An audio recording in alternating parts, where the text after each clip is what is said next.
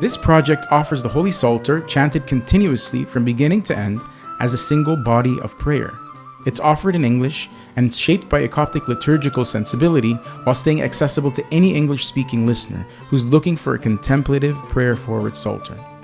More than anything, it's an invitation to receive the Psalms not merely as text to be read, but as prayer to be sung, inhabited, and returned to again and again until the words become a dwelling place. The Psalter isn't simply an anthology, but a pilgrimage of the heart. On this journey, you learn lament and trust, repentance and praise, and the balance between memory and hope. And when you hear without interruption, all those voices begin to merge together and reveal a deeper movement, one that forms the soul just as much as it instructs the mind. At the heart of this project is a desire to encourage and inspire English-speaking Orthodox Christians to return to the Psalms as a treasured school of prayer and to regain familiarity with the source material behind so much of our liturgical language.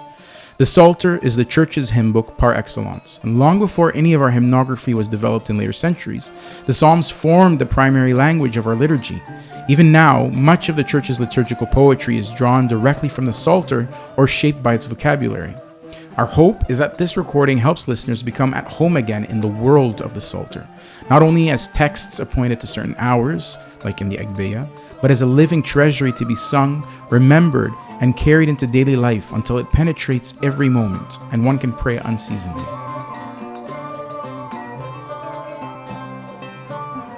Rooted in the prayer of the Coptic Church, this Psalter is offered to Copts as well as other Christians, more broadly, who wish to encounter the Psalms within an Orthodox tradition. Our hope is very simple, that the Psalms may once again be heard, prayed, sung, and loved.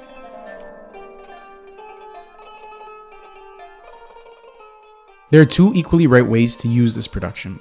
Number one, you can use it as a library for daily prayer and playlists and create your own pathways to prayer. And the Psalter has always functioned as a library. The Church used it for different times, seasons, hours, not only for the Agbeya, but all sorts of times and moments. And the recording here is meant to support that kind of function. You can make playlists for your drive to work, your walk to church, your returning home, moments when you're anxious or awaiting news or results or decisions, before meals, before a difficult conversation or an interview or an important event, while cooking, cleaning, washing the dishes, and doing quiet work, in grief and lament, in joy and gratitude, in seeking counsel or simply in stillness. The point is that the Psalms begin to color your everyday experience, and everything becomes seen, reorganized, restructured, reunderstood through the prism that the Church has always used, the Psalms, and so that God might start to fill all those moments of your experience.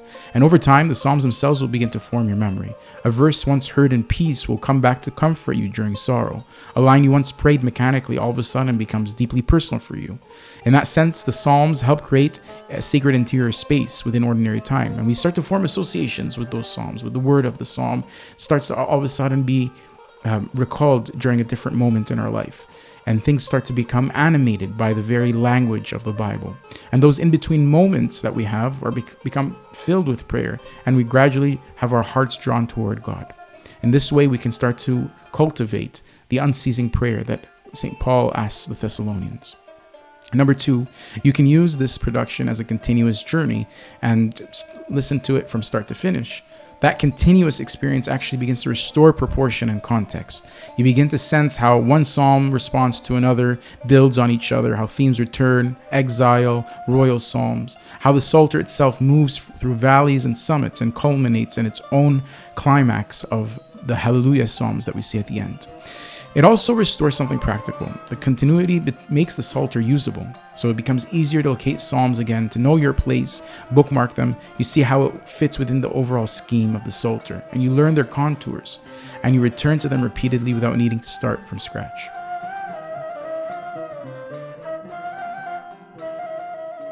Because this is a complete chanting in English, we needed an English Psalter that's consistent, complete, and suitable for continuous use. That's why we decided to use the Orthodox Study Bible, because it's rooted in the Greek Septuagint tradition, which matters for our own heritage.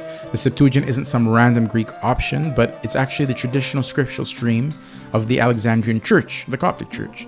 It stands behind the way the Psalms have been received, prayed, and sung in our liturgical life. Even though, and even as, the Coptic versions develop their own distinctive textual histories and nuances, and we love and deeply esteem the Sahidic and Bohairic Psalters as precious inheritances of the Alexandrian tradition, but at the moment, there isn't yet a single complete standard English translation of those traditions suitable for a full unified production like this one. We are aware that some projects are underway and we're following them with deep gratitude. For this production, however, the Orthodox Study Bible provided the consistency we needed for a complete, coherent release. We'll publish a dedicated post going further into the history of the Alexandrian Psalter tradition and the Greek translation within it, the Septuagint, and why this choice is both practical and faithful for this specific project.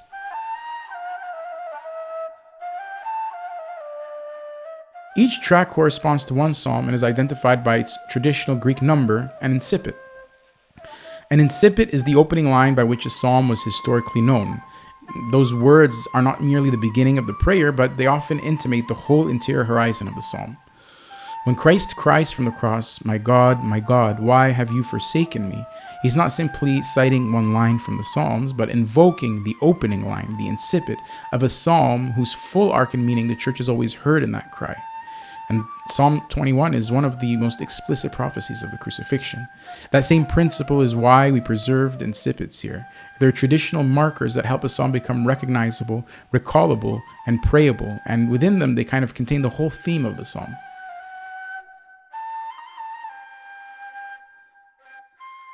The Horologion, known in the Coptic tradition as the Agbeya, is a precious and formative rule of prayer that sanctifies time with the Psalms. But it might help to reverse the way that many of us, I think, might implicitly conceive of it. The Psalter precedes the Horologion, grounds it, and precedes any single schedule of prayer. The Horologion is built around the Psalms, not the Psalms around the Horologion. The Psalter is the wider landscape. The Horologion is a disciplined, pastoral way of drawing from it hour by hour. This is one reason that hearing the Psalter continuously can help us recover appreciation for the Book of Hours itself. Many of us pray the hours faithfully, yet the words can start to feel a bit worn, not because they're empty, but familiarity can sometimes dull our attention. Encountering the Psalms again as a living, organic whole returns us back to that source. And so when we return to the Horologion with fresh ears, although the same Psalms are being prayed, the Psalms themselves can begin to shine with clarity and regain their weight.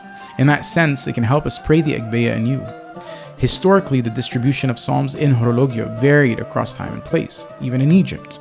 St. John Cassian, for example, witnesses to different Egyptian patterns in South and North Egypt.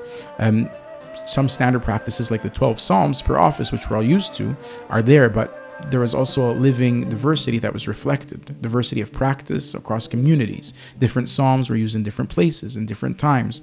And the Agbeya itself was never meant to be exhaustive. We have different forms of the Agbeya with different psalms throughout the centuries. Again, it's a formative selection. This is also why at least half the Psalter is not included in the current Agbeya. And that's not a defect, but it's because the Agbeya is only one way of drawing from the Psalter, not the entire library. We're releasing the Psalter in its traditional 5-book division according to the Hebrew tradition, 1 book per month over 5 months.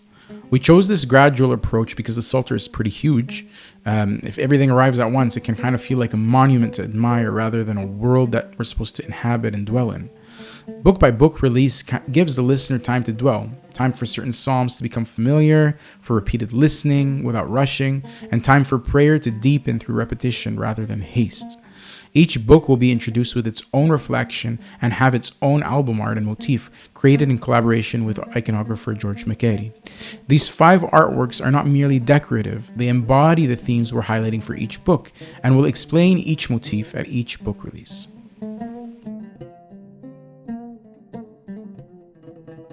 We varied musical approach to serve meaning. The Psalms move through many types of prayer: laments, majesty, penitence, remembrance, counsel, thanksgiving, and we didn't want a single uniform tone to flatten that variety.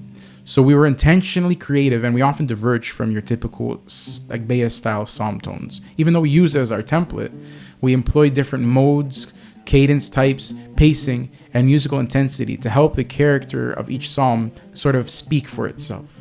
At the same time, we want to be clear about what this is not. It's not full melismatic hymnody or anything like that. And it's not simple recitation or bare intonation either. It sits somewhere in between. It's more melodic than the Agbeya and contemplative, but it's still text faithful and prayer forward. Much of it is ad libitum in the sense that it follows a living chant instinct rather than any fixed composed tune, but it remains controlled, reverent, and meaning oriented.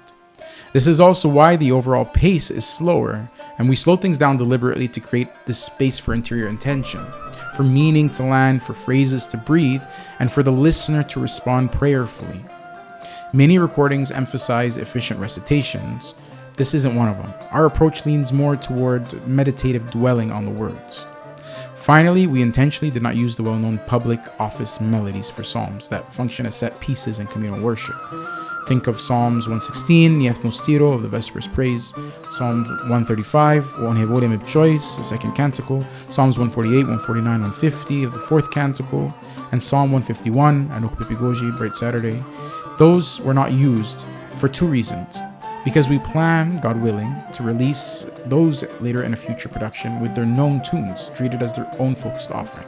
And number two, because inserting those highly recognizable office melodies here can pull the listener out of the continuous flow, making the experience feel like a jump into a different liturgical context midstream, rather than a single sustained journey through the Psalter.